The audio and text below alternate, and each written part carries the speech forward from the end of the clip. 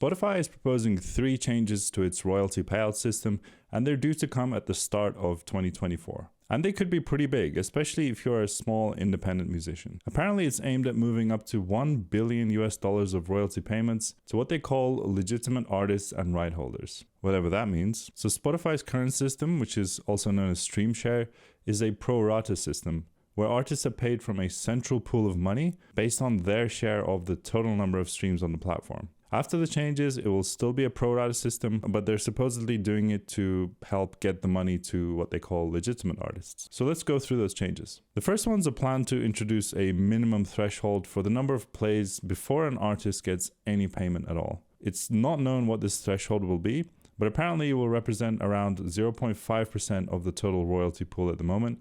And Spotify claims that this will amount to $40 million that will be redirected to artists above the threshold. On the surface, this doesn't sound like a big percentage, but it was reported that 42% of the tracks on Spotify last year had 10 or fewer plays in that year. If we go by the currently calculated average payout per stream of about $0.004, 10 plays would equate to 4 cents. And if we divide the 40 million predicted saving by that amount, we would get 1 billion tracks, which is higher than the number of tracks on Spotify. That means that the threshold is likely to be much higher than 10 plays per year. There would have to be at least 100 million tracks demonetized at 100 plays per year. At 500 plays per year, we'd need at least 20 million tracks. And at 1,000 plays per year, we'd need at least 10 million tracks to be demonetized to make up that $40 million. This is a super crude estimation, and we know that there will be lots of tracks that are lower than the threshold, so the real number of tracks that will be demonetized is higher than these numbers that I've given you. But we don't know the distribution of the data. So basically how many tracks there are on how many plays. So we can't accurately figure out the number of tracks that will be demonetized. But you can see from this that it will have to be in the tens of millions if they are to save the amount that they claim they will save. That is a lot of tracks, and it will no doubt affect some very small artists. But the silver lining, I guess, is that you can still keep your tracks on Spotify. And if you eventually start getting listens and reach the threshold, then you will be paid. To look at it from Spotify's perspective, the number of tracks on Spotify is apparently increasing by 100,000 a day. And so that pie is fragmenting into many, many more pieces every day. So it makes some sense that Spotify is doing this. There are costs associated with this, like the transaction costs, which will presumably decrease significantly if they don't have to send a huge number of payouts to a huge number of artists. However, it's the basic attitude of squeezing the artist from the bottom that is problematic. For example, they could use that money to go to the lowest artists above the threshold instead of splitting it pro rata. That to me seems like it would be the fairest way to go about this if it really is about saving those independent artists. I mean, Ed Sheeran doesn't need any more money, but they choose not to do that because they know that as long as they're using the pro rata system, that extra $40 million that will be saved will just mostly come to the artist at the top. And we don't even know what that threshold will be, right? Yes, an artist making 50 cents a year isn't realistically that close to living off their music anyway, but there's a chance that the threshold is high enough to hurt those that are just making a little bit of cash on the side with their art. And also, we just don't have a guarantee that they won't increase this threshold in the future, or that they won't start removing the tracks below the threshold altogether. Just storing the music is apparently costing them millions of dollars a year.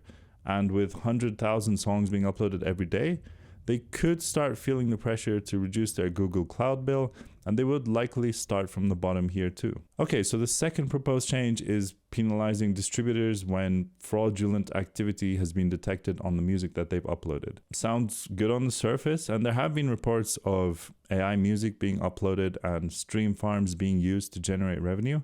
But how good is the detection algorithm going to be? What if a song pops off because of social media or some other reason, and then their algorithm flags it as being fraudulent activity because it's suddenly got a huge surge? Are the distributors going to be wrongly charged? It feels like it's going to cause a bit of a headache for both sides, if I'm honest. It also feels like they should try and tackle this at the account level with more verifications and checks, because it's good that musicians with no label backing can upload their music easily. But if services that allow this keep getting fined because of some bad actors, it could eventually lead them to close down as well. Things like DistroKid, they can't check every single piece of music that is uploaded through them. And so if they just start getting fines all over the place, then surely they're just going to be like, nope, we're out of here. And obviously, that would hurt the smallest musicians the most. The final proposed change is to introduce a minimum length of time that what they call non-music tracks must reach in order to get royalty payments.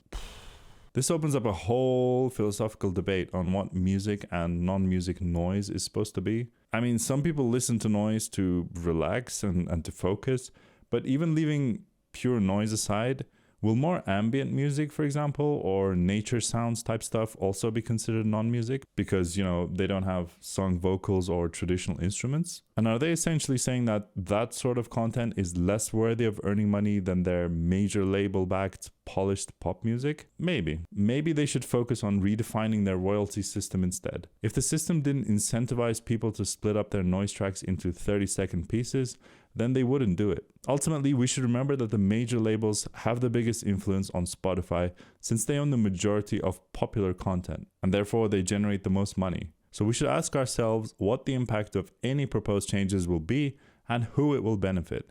And it seems like all of these changes would negatively impact small independent musicians making niche content, and benefit more popular artists making more conventional and popular types of music. Yes, of course, there are no doubt fraudsters trying to game the system, but we shouldn't be harming the most vulnerable while trying to tackle this problem and instead try to create a system that's much, much harder to game in the first place. Anyway, let us know your thoughts on the proposed changes in the comments. And we've made a video on how Spotify's algorithms are affecting the behavior of musicians, the users, and also the platforms themselves. So if that sounds interesting to you, then you can check it out right over there. And I'll see you over there. Bye-bye.